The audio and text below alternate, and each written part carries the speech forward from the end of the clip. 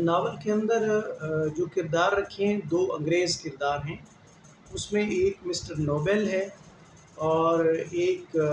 Mister sharp ہے. یہ انگریز افسر ہے، ڈپٹی کلیکٹر ہیں یہ. اور ان کا یا آپ کلیکٹر کہہ سکتے ہیں، جس طرح ڈپٹی کمشنر ہوتا ہے اس زمانے میں یہ ضلع کا افسر ہوتا تھا.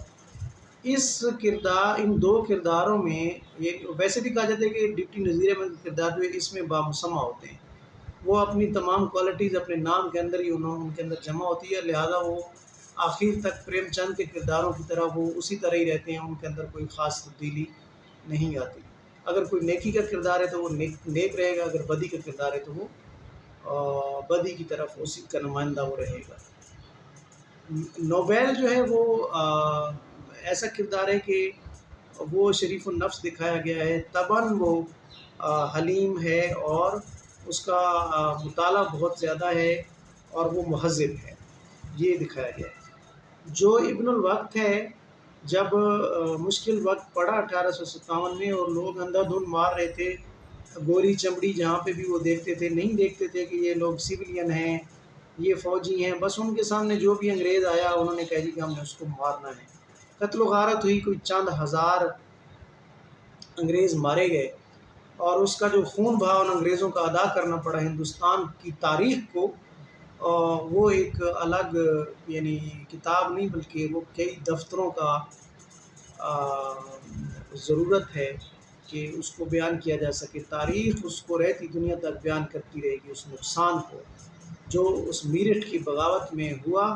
اور جو 1857 میں دلی جب اس کا سقوط ہوا تو کیونکہ اس نے تاریخ کا دھارا بدل دیا. مسٹر نوبل ہے وہ چھپتا چھپاتا جو ہے وہ حجت الاسلام کے ہاں پناہ لیتا ہے اور وہ چند دن کے لیے اس کو رکھتا ہے.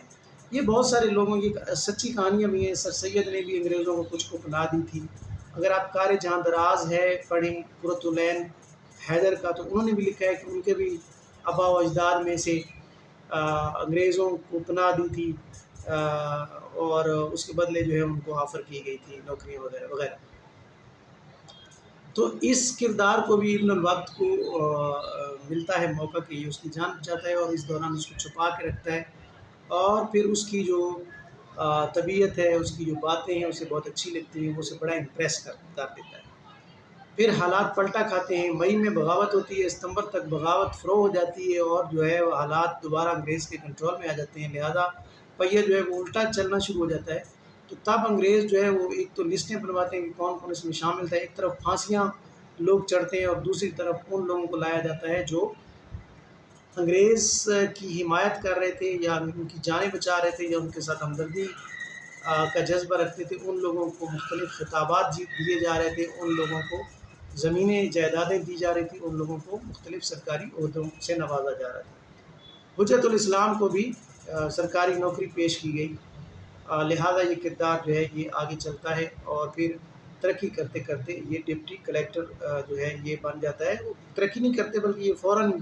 جو ہے وہ ڈپٹی کلیکٹر کے عہدے پر پہنچ جاتا ہے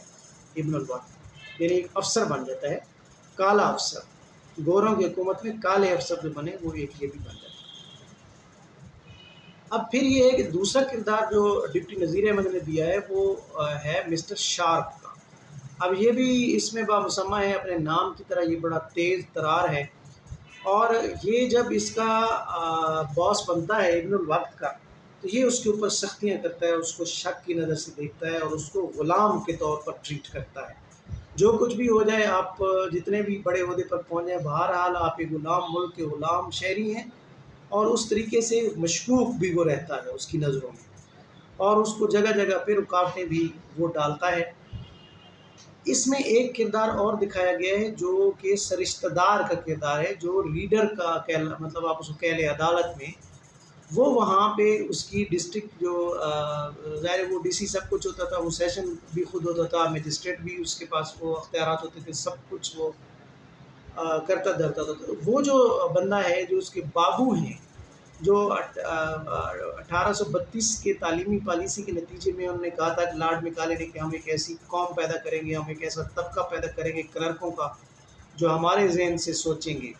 جو عوام کی بھلائی نہیں چاہیں گے۔ اب یہ بابوؤں کے درمیان، یعنی یہ افسروں کے درمیان اور عام لوگوں کے درمیان، یہ درمیان میں ایک بابو ہے جو آج بھی بیٹھا ہوا ہے، اور بیوروکریسی کے ساتھ، یعنی آج بھی ان کا رویہ آپ جائیں تو وہ کہتے ہیں جی کلرک آپ کو سب سے پہلے کہے گا کہ باس بزی ہے، اور اگر آپ کی چپڑاسی کے ساتھ ہیلو آئے ہے تو پھر وہ کلرک کو بائی پاس کرا کے آپ کی وہ ملاقات باس سے کروا دے گا۔ یہ یعنی اس طرف میں جانا نہیں چاہتا، اس زمانے میں بھی یہی صورتحال تھی۔ اب وہ جو ریڈر تھا وہ اسے کہتا ہے، وہ اس سے لگائی گجائی کرتا ہے، اور وہ کہتا ہے جی کہ یہ جو ابن الوقت ہے، یہ تو مغل حکومت میں بھی اس کے پاس اچھا خاصا یہ دلی میں اس کا اثر و رسوخ تھا۔ ایک مغلوں کی بیگم تھی جو باہر رہتی تھی محل کے، اور اس نے جب حالات خراب ہوئے تو اس نے کہا جی میرا سامان جو ہے وہ لال قلعہ سے لا کے ادھر لے آؤ، تو اس نے اس میں سے بھی کچھ سامان چوری کر لیا تھا۔ اب یہاں پہ مسٹر شارپ جو ہے وہ اس کو تھوڑا بہت جو پہلے شک ہوتا ہے وہ یقین میں بدلنا شروع ہو جاتا ہے کہ بھائی یہ آدمی قابل بھروسہ نہیں ہے، پتہ نہیں کس طریقے سے مجھے تو اس میں بھی شک ہے کہ اس نے مسٹر شاہ نوبیل کی جان بچائی بھی تھی یا نہیں بچائی تھی، یا ویسے ہی اس نے کوئی اور چکر چلایا۔ تو اس طریقے سے کر کے اس کی نظروں میں وہ مشکوک ہو جاتا ہے۔ دوسری طرف جو کردار ہے اس کلرک کا، وہ بھی مشکوک ہے کہ وہ اپنے اللہ جانے وہ کیا فائدہ لیتا ہوگا اس طرح کی چغلیاں کھا کے، یا اس کی وہ عادت تھی، یا اس نے ایک انسانی سائیکی بیان کی ہے ناول نگار نے۔ جو کردار ہے ابن الوقت کا، وہ پینٹ شرٹ پہنتا ہے، وہ انگریزی بولنے کی کوشش کرتا ہے، وہ چمچ کے ساتھ اور کانٹے کے ساتھ کھانا کھاتا ہے، وہ شیشے والے گلاس میں پانی پیتا ہے، مٹی کا کٹورا وہ استعمال نہیں کرتا، وہ گرمیوں میں بھی ٹائی لگا کے رکھتا ہے، وہ پورا کا پورا یعنی انگریز کی تقلید کرتا ہے، اور یہ سمجھتا ہے کہ شلوار قمیض پہننے سے انسان جو ہے وہ اجڑ نظر آتا ہے، پگڑی اتار دینے سے وہ زبردست نظر آتا ہے، افسر لگتا ہے وہ، اور یعنی اس کو تمام طرح، حتیٰ کہ وہ یہاں تک کہتا ہے کہ جیسے وہ صرف اتوار والے دن عیسائی جاتے ہیں اپنا عبادت کے لیے، تو ہمیں بھی کوئی ہفتہ وار یا کوئی اس طریقے سے ایک دفعہ عبادت خانے میں جانا چاہیے۔ اور پھر اس کے منہ سے یہ بھی کہلوایا گیا ہے کہ یہ جو نماز ہے یہ ویسے بھی پینٹ شرٹ میں کوئی اتنی زیادہ آسانی سے پڑھی بھی نہیں جا سکتی۔ تو اس طریقے سے کر کے وہ اتنا زیادہ مرعوب ہو جاتا ہے کہ وہ سمجھتا ہے کہ انگریز اب یہاں آ گیا ہے، لہٰذا تمام ہندوستانیوں کو یہ سمجھ لینا چاہیے کہ یہ اب برطانیہ کی کالونی نہیں ہے بلکہ یہ برطانیہ ہے، اور یہاں رہنے کے لیے یہ ضروری ہے کہ سب لوگوں کو انہی کے طور طریقوں کے مطابق زندگی گزارنی چاہیے۔ ایک اور کردار جو ہے وہ حجت الاسلام ہے، وہ کٹر مذہبی خیالات کا حامی ہے، اور وہ کہتا ہے کہ اگر ہم نے انگریز کی تقلید کی، اگر ہم نے اپنے بچوں کو انگریزی اسکول میں ڈالا تو ہم اپنا سب کچھ گنوا دیں گے ہمارے لیے۔ اس کے مختلف مباحث ہیں جو وہ ابن الوقت کے ساتھ کرتا ہے، دونوں ایک دوسرے کو قائل کرنے کی کوشش کرتے ہیں، قرآن و حدیث کی روشنی میں وہ اس کو لانے کی کوشش کرتا ہے، وہ اسے مادیت کے فوائد بتاتا ہے، یہ اسے روحانیت کے اوپر قائل کرنے کی کوشش کرتا ہے، وہ اسے دنیاوی فائدے بتاتا ہے، یہ اسے اخروی جو فائدے ہیں وہ بتاتا ہے۔ یوں یہ کہانی جو ہے یہ آگے چلتی ہے۔ اس میں ایک اور دلچسپ کردار جو ہے، جو کہ زیادہ بولتا چالتا نہیں ہے لیکن وہ کردار ہے، وہ نوکر ہے، جو مسٹر نوبیل کا بھی اور مسٹر شاہ کا بھی، گھروں میں جو لوگ کام کرتے ہیں، خانسامے ہوتے ہیں، جو شیف ہوتے ہیں، یعنی خانسامہ جو مالی ہوتے ہیں، جو چوکیدار ہوتے ہیں، جتنے بھی لوگ ان کے دفتروں میں یا گھروں میں کلاس 4 جنہیں کہا جاتا ہے، درجہ 4 ان کے جو ملازمین ہوتے ہیں،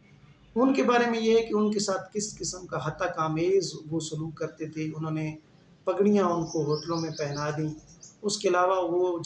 گھر میں جو ہے رہتا ہے تو وہ اس کو جو ہے وہ ایک قسم کا وہ سمجھتے ہیں کہ یہ شودر ہے یا یہ بالکل نیچ ہے، ہمارے کام کرنے کے بعد جو ہے نا یہ سرونٹ کوارٹر میں رہے گا، یہ بنگلے میں نہیں آ سکتا، یا ایون آبادیوں میں بھی یہ نہیں آ سکتا، یہ گھر چلا جائے اور اگلے دن پھر کام پہ آ جائے۔ تو وہ جو حد تک آمیز سلوک دکھایا گیا ہے وہ بھی اس ناول کا ایک اہم ترین موڑ ہے۔ تو اس طریقے سے کر کے یہ ناول آگے بڑھائے اور بڑے زبردست انداز میں اس نے مختلف ہندوستانی جو نفسیاتی مسائل ہیں مختلف طبقات کے، ایلیٹ کلاس کا کیا مسئلہ تھا، مڈل کلاس کا کیا مسئلہ تھا، غریبوں کے مسائل کیا تھے، یہ سارے اس نے بیان کیے۔ پھر خود انگریز کی جو بطور حاکم جو کالونیل تھاٹ تھی، اس کو بھی اس کے اندر اس نے